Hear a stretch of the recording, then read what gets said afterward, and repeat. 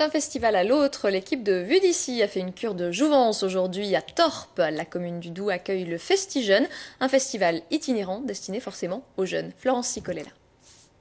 Vas-y. Ok, ça roule.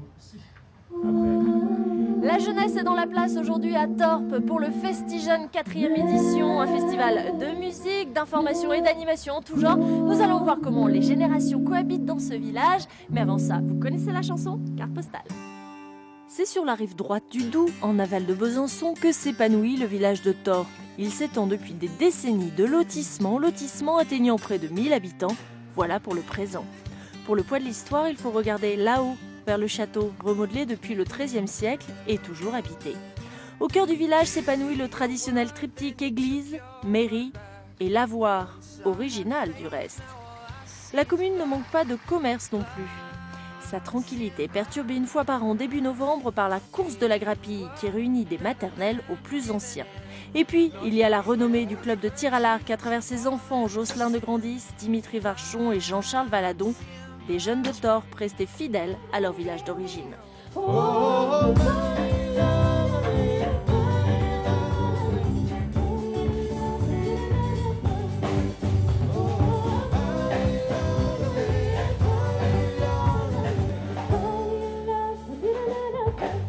Le Festi-Jeunes, c'est un festival pour les jeunes, mais aussi organisé par des jeunes, comme Thomas.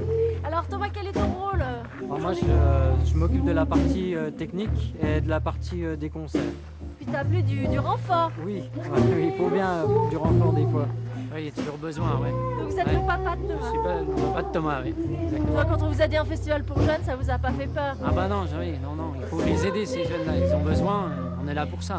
Donc qu'est-ce que vous avez fait ensemble? On a fait la partie électricité, on a fait par exemple les tableaux qu'il y a derrière la scène pour alimenter la scène, par exemple. Et du coup, c'est une bonne expérience pour toi? Qu'est-ce que ça t'apporte de mettre les mains comme ça dans le cambouis? Oui, c'est une bonne expérience, on apprend des choses. Par exemple, moi je m'intéresse beaucoup à la musique ou à des choses comme ça. J'ai appris des choses en aidant les techniciens par exemple à installer le matériel pour les concerts. Bon bah là, il n'y a plus qu'à s'amuser maintenant.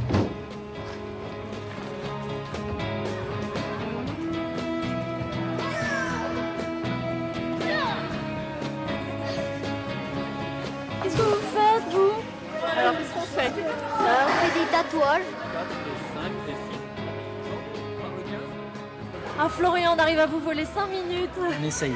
Vous essayez en tout cas. En tant qu'organisateur de ce Festi-Jeunes, est-ce que vous êtes content? Est-ce que la sauce prend? Pour l'instant, la sauce prend bien. Donc j'espère qu'il y aura encore plus de monde à la fin de journée. Mais pour l'instant, je suis très content. C'est un mélange un peu spécial en fait, il y a de la prévention, il y a des activités, c'est quoi le but? Alors le but du projet au départ, ça vient pas que de moi, on est bien d'accord, c'est un projet que je monte avec des jeunes qui ont sur le porteur du projet, ils ont entre 15 et 17 ans, voire 18 maintenant. On en a vu en pleine action. Voilà, et donc l'objectif c'était de faire un truc qui leur correspond. Est-ce que la jeunesse de Torp et alentour, parce qu'il y a 5 communes, est dynamique? Moi je trouve. Après, voilà, mais les jeunes que j'ai moi en ce moment sont très dynamiques. Je me lève le matin puis je suis content de travailler avec ces jeunes-là. Je vous laisse repartir, il y a quoi? Il y a la friteuse qui vous attend. C'est un peu ça. Ouais.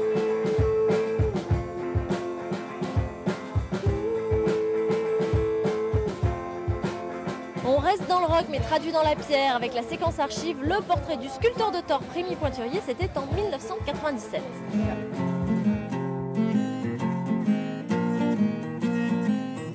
De la musique rock à la pierre taillée, il y a un grand pas qu'on ne peut franchir qu'à la condition d'être animé par le don de la sculpture. Rémi Pointurier en a plein les doigts de ce don.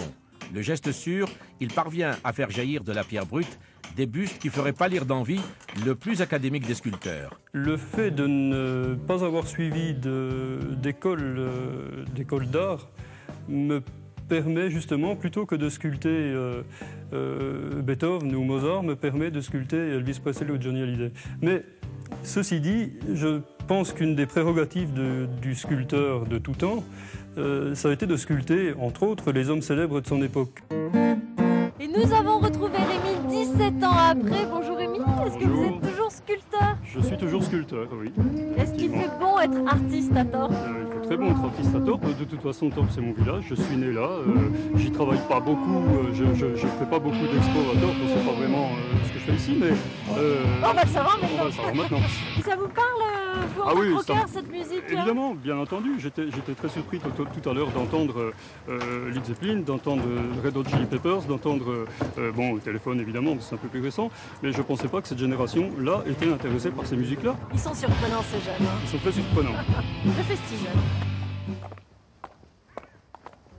On s'éloigne un instant du festival pour retrouver un non moins jeune habitant de Torp. Bonjour Daniel. Bonjour. Alors vous êtes né dans le village. Oui. Est-ce qu'il y fait toujours bon vivre? Ben oui, il fait très bon vivre puisque j'y suis resté et ça fait 70 ans. Et il y a toujours quand même en filigrane le sport, les activités sportives. Alors les activités sportives dont la première a été, je crois, le tennis de table, tout le monde s'en souvient, pendant la guerre et juste après, les 2 premières tables ont été construites à la scierie du village. J'en ai pas une, mais une autre dans mon sous-sol où j'ai appris à jouer à mes enfants et à des enfants du village. Et bien on peut jouer dessus? On peut aller voir, mais elle est très encombrée. Bon, moi je vous suis, je vais voir la table.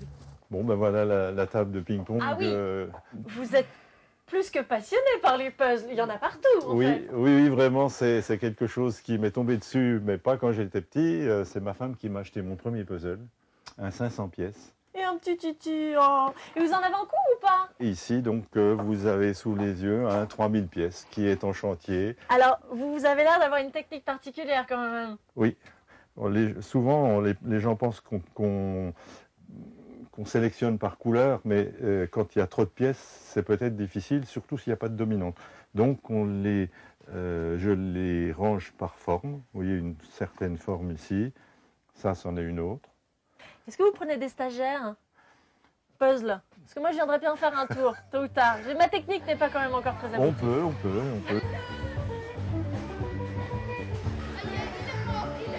Bon, alors les jeunes, c'est bien le Festijeune? Ouais. Qu'est-ce qui vous plaît? Tout. Ouais, tout. Bon, est-ce qu'on accepte aussi les adultes? Ouais. Bon, alors vous êtes autorisés à venir ce soir jusqu'à 21h ou l'an prochain à Boussières.